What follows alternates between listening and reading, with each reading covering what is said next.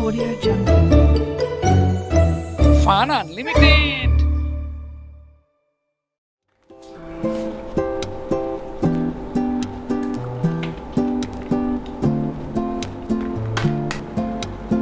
নাকি তুমি মদ খাচ্ছ? হ্যাঁ খাচ্ছি তো। আজ তো শনিবার, শনিবার কেন মদ খাচ্ছ? কেন শনিবার তো কি হয়েছে? গতকালই টিভিতে দেখলাম চন্দ্র বাবা বলছিলেন যে শনিবার যে মদ খাবে সে সোজা নরকে যাবে। তুমি তো মদ খাও না, তাহলে তুমি নিশ্চয়। স্বর্গে, কনফার্ম স্বর্গেই যাবে।